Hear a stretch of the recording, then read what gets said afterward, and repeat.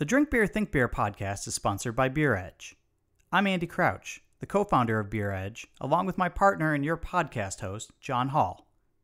John and I work hard to bring you fresh and insightful content related to the ever-changing world of craft beer. We're passionate about beer and independent journalism. If you're interested in supporting Beer Edge, visit our website, beeredge.com, which is updated regularly with new content, interviews, and articles. Please also consider leaving us a review on Apple Podcasts or wherever you get your episodes. You can also subscribe to the Beer Edge newsletter on our website. Is there anyone you think that we should be talking to? Please drop us a line at andy@beeredge.com with your thoughts. And as always, thanks for your support.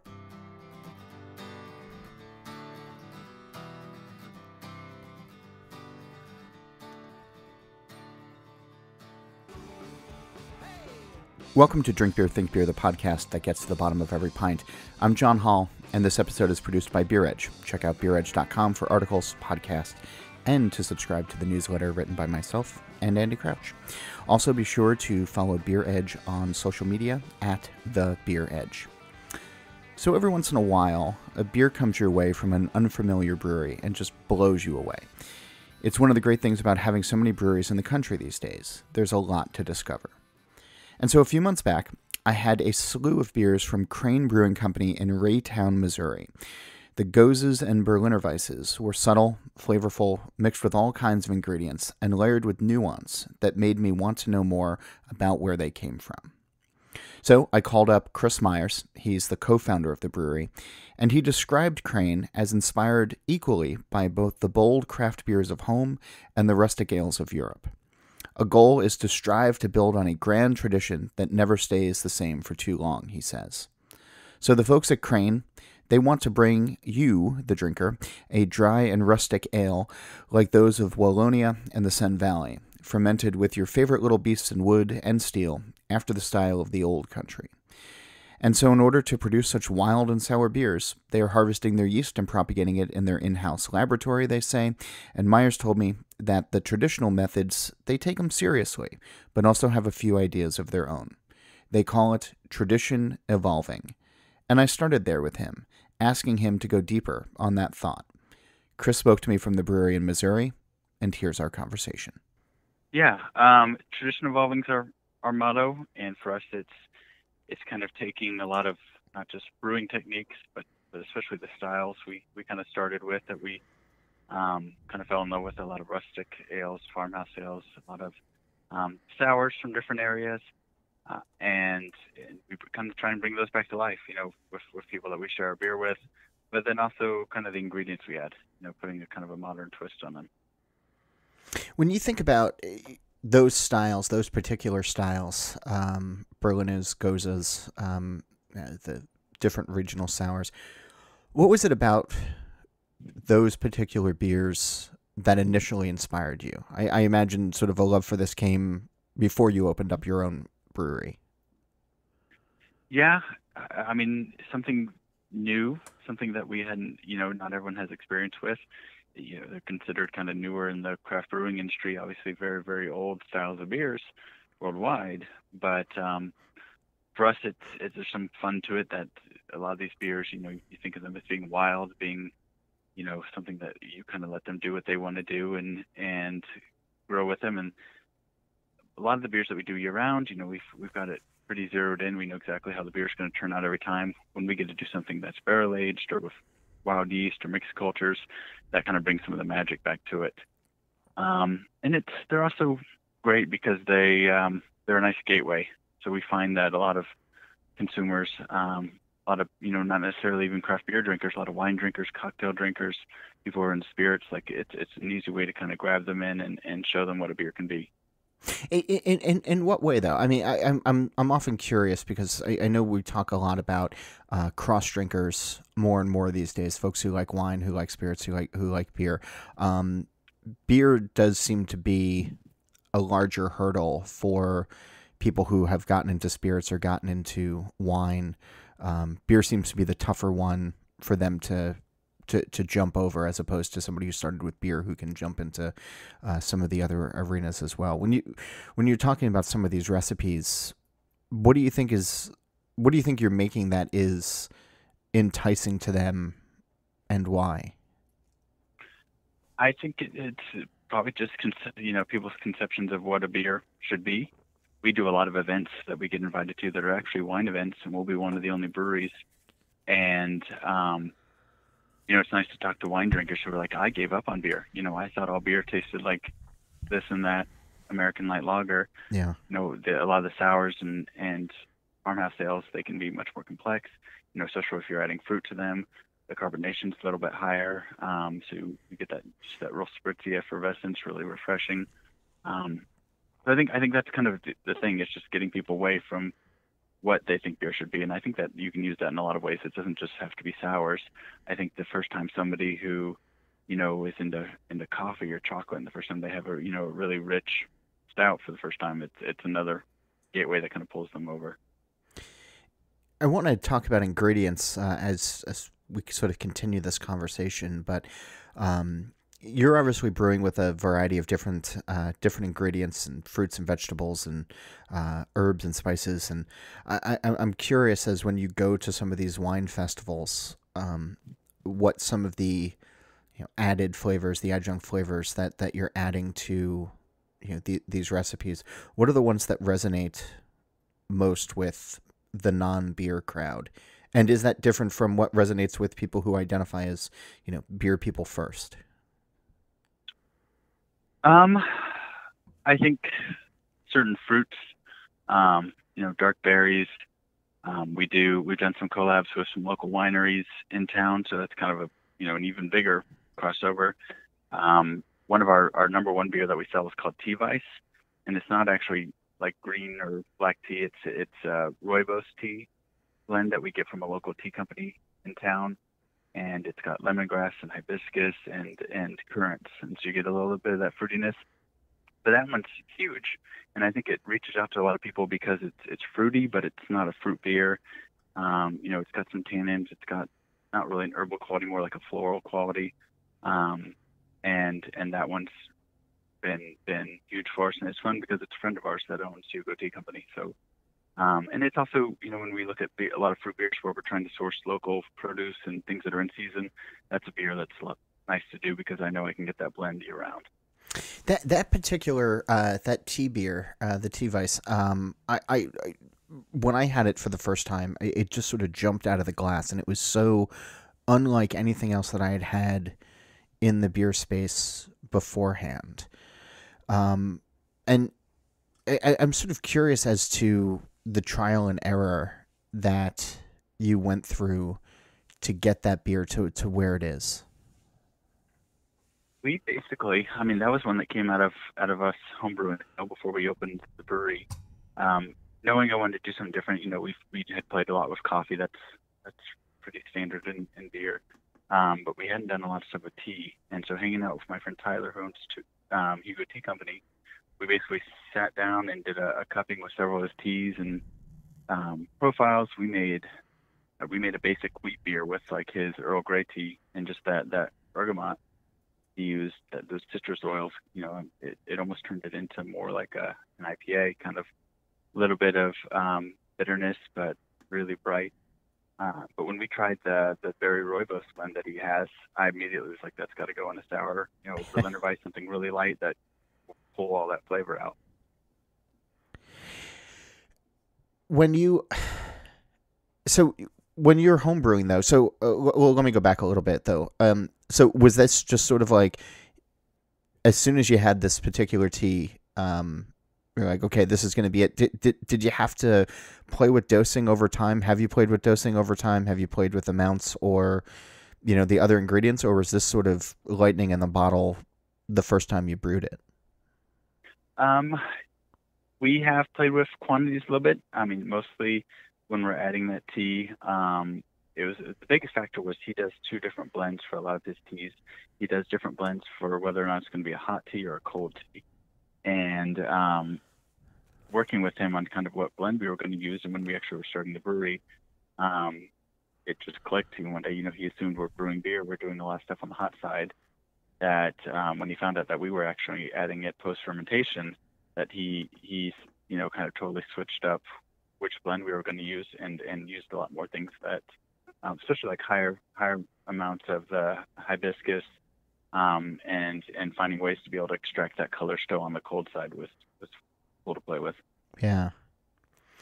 And obviously, I mean, I think most homebrewers who've played around, or brewers have played around, like tea in beer going in on the cold side is usually the better option out of the two. Mm-hmm. Have you messed around after you found out that like the original blend was for the hot side? Did you ever sort of mess around with that on that side? Not a lot, other than a few pilot batches. We've never done something quite to that scale of production. Was there a noticeable difference? Yeah, I would say that the blend for the cold side, like I said, it brings a lot more. It's much more vibrant, much more fruity, and it gives us a little bit more time to, I think, get those flavors without having to worry about over extracting on the cold side. You know, of the time that we would be steeping it otherwise. That gives us a little bit more less to worry about by doing it on the cold side. Sure. You mentioned, home brewing, and you and your co-founders are coming from a home brewing side, and there's a lot of brewers who have come from there who have gone pro, but there are, everyday life sort of gets in the way once you start to scale up and you're running a business, and it really becomes about livelihood, not necessarily a hobby. Some of the things that originally drew people to a homebrewing lifestyle or homebrewing hobby sort of go by the wayside. I'm curious as to what you've been able to hold on to from your homebrewing days that sort of still act as a guiding light in your professional brewing life. Yeah, I would say that's a good way to describe it. Things do come up, and you realize you get kind of pushed and pulled into different roles other than what you love, which is brewing, and that definitely happened here. Pretty early on, we knew that we wanted to hire a professional brewer, someone who had more experience, and so we hired Steve Hood, was our first head brewer from Boulevard. Mm-hmm. He's now at Gose in California, but and he trained another brewer that moved up behind him, and another brewer that moved up behind him. And our current head brewer, Eric, is one of our first employees. He started selling bottles to go before we even had a tap room. Then he moved to the tap room. Then he became our pilot brewer, assistant brewer. And, we're 5 years in, and he's making incredible stuff. I would say the biggest thing I'm fortunate about this is still having a lot of involvement in the brewing process, specifically, planning beers, figuring out what we want to do next. And the collabs we do in the community is something that still keeps me really motivated. It's kind of shifting from brewing the beer to what can we do with the beer? How can we reach out to people? Whether it's ingredients that we buy, like the tea, or vanilla we buy from a local vanilla supplier. There's a lot of things we could just go online and buy, but if I know there's someone in our community that's specialized in that and focuses on that, then that makes the beer much more fun, much more collaborative. And we've kind of taken that to whether during normal times, I'm tired of saying that phrase, but using our tap room as a resource to raise money for an organization, have them come in, or certain pilot brews, to now a lot of our distributed brews, we will pick an organization to work with to kind of do that beer with and donate funds from that beer. And it's just been a matter of, if community has been so supportive of us, what can we do to give back? It's also kind of like the mindset of, you never know what's going to happen. And so if brewery has to shut down tomorrow, we want to know that we've made an impact, not just by, brewing and selling beer. It's harder and harder for breweries to stand out these days.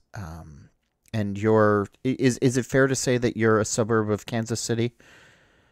Yep. I'm looking at the map and trying to, you're not too far from the big city there. And obviously Kansas City has its a pretty vibrant brewing culture and a lot of breweries there, and some major players, as it were, in the beer scene. When you're working on a smaller level, and you can actually get into a community in a meaningful way, what sort of connection has that forged with the drinkers? Obviously you have a reputation for that, but like, do you think that helps bring them back? That maybe, I hope so. Okay. Yeah, I hope so. I hope that they know how much we care and how grateful we are. And they know that by supporting us, it's not just keeping the brewery moving forward, but it's going to be able to help someone else down the road. Yeah. There's a lot of worry in beer these days with everything that's happening with various shutdowns related to COVID-19. What have the last couple of months been like for your brewery, and what does the future look like? I use roller coaster as an analogy quite a bit. It was pretty stressful early on, just because we had to let go quite a bit of pretty much our whole team other than production. Our distributors almost immediately sent out emails saying that orders were going to be canceled and that they didn't know when things were going to pick up again. We kind of pulled back everything to our production plans for the year to, okay, well, we need to figure out how to make a lot less of a lot more kinds of beers to keep people coming in the door to supporting us through the tap room. And so, yeah, it was kind of day to day, just what can we do next? What can we do? What's another opportunity? I think a lot of people kind of said where they would normally say no to something, or that that's too much effort. They're saying, we got to try it. Let's try this, let's try that. We brought on an online store that I don't think we'll ever get rid of now, that we never had before, and that's been huge. But I think the big thing is people showed up. A lot of our community, our beer drinkers, they showed up, and they took care of us through the worst of it. They didn't just come in and buy bulk. There were people coming in almost every day, every other day, saying, we're going to buy a little bit now, we're going to buy a little bit in a couple of days, buy a little bit more, and that helped us to where once things did pick up, once liquor stores and grocery stores, depending on where you are in the country, their sales really picked up, and that got our distributors back under their footing. The biggest difference, obviously, is bars and restaurants. We haven't really filled kegs since like March, and that's insane. So our package sales are pretty much it, and I think we're gonna be that way for a while. It's just so tough not knowing what's coming and knowing how long we're going to be in this limbo situation. And you're doing bottles and cans for packaging, right? We do some bottles for some like cellar beers, some of our barrel aged stuff, but we're mostly can. So obviously, if you're not doing draft beer and things have fallen off on that arena, we talked earlier and about the ingredients that you're using, and there's a lot of fresh fruit that you're using, fresh vegetables that you're using, that you're getting from local farms. And some of this, I imagine, is seasonal dependent, although you can freeze stuff pretty well these days and get all manners of other flavors that can last over time. But when you see a volume dip happen, have you had to adjust what you were hoping to brew with as far as ingredients go this year? Yeah, it's mostly the scale of each batch. We haven't been hit too hard trying to find the ingredients we had planned on using. It just was more, maybe we were going to brew 60 barrels of this beer. Now we're only going to brew 15, or 30. Yeah. And we're not going to have as many places to share it with. It was, when it first hit, we really thought we were going to have to close our doors for a little bit, not for good, but we didn't see us being able to get more supplies. And so, we were going to brew all the beer we could with what grain we had, and we were going to package what beer we already had in fermenters. And then that was going to be it. But again, at least luckily we got the support we needed. But production still didn't ever, really go. It was kind of like, let's fill a tank here, let's fill a tank there, and keep going. So we've never done a lager here, and most of that is just because the time it takes to condition the lager, and most of our beers that we do we can turn over in 10 days, 2 weeks, 3 weeks, and so we're like, well, this is as good a time as any. So we filled the tanks with our first one and let it sit, and it was pretty great. So that was one positive to come out of this. Did you do anything crazy with it, or is it just a standard? It's a Mexican style lager called Oddbird. We named it after a farm that we work with that picks up our spent grain. But no, just clean and beautiful and delicious. I remember talking with some other brewers at the beginning of COVID who were doing the same thing, who were just brewing lagers, and they figured, since we have this tanks, like, let's spend the next 10 weeks letting this go out, and I think that's been a happy result, especially for among the folks who like drinking lagers like I do. In looking through the other beers that you make, though, there are a lot of there's fun ingredients. You have an orange Gose with orange zest and kumquat and gooseberry and a beet Weisse as well, which I want to talk about that in just a moment. But I'm always intrigued when brewers are using a lot of different fruits and vegetables, because if you are getting them in from the farm, and you are relatively small, there's processing involved, and a lot of the time that's just a huge pain in the ass. What's the beer that almost broke you guys spirit wise because of ingredients that you had to process yourselves beforehand? It's beet Weisse, and it's definitely that one, which is why we only brew it once a year. But it's such a special beer. We'd never stop. But it takes, to do a batch, it takes 2 days of. Luckily, the produce supplier we work with, they're able to peel them and dice them, but it's still hours and hours and hours of hitting them in the hot pack with boiling water, softening them enough to be able to turn them up and pump them into the tank. And we just got our brewer, going full steam when that beer is ready to come out. But it's a super special beer, and we special or stressful. Which one? Both. Both. But like I said, it's worth it, and we enjoy making it. And the people who love that beer, many say it's their favorite beer we make. And so it's a labor of love, obviously. Beet is such an interesting thing ingredient to brew with. I mean, I'm sure it lends a beautiful color when the beer comes out. I'm sure it's a pain in the ass to clean up from the brewery if any spills or it gets on anything. But are you doing anything special with it beforehand? Or you're just We just use a ton. Like we use, even after processing, it's still over 700 pounds of beets in a batch.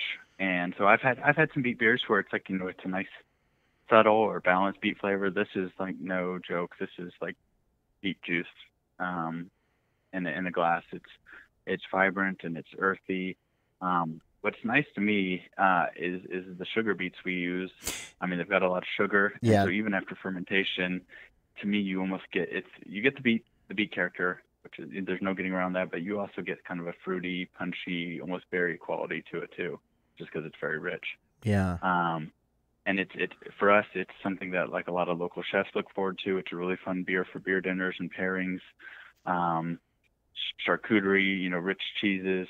For me, and being in Kansas City, barbecue is a big thing, so I almost use it to replace like strawberry soda. Like it's a really nice beer to kind of pair with those rich meats and smoke and everything.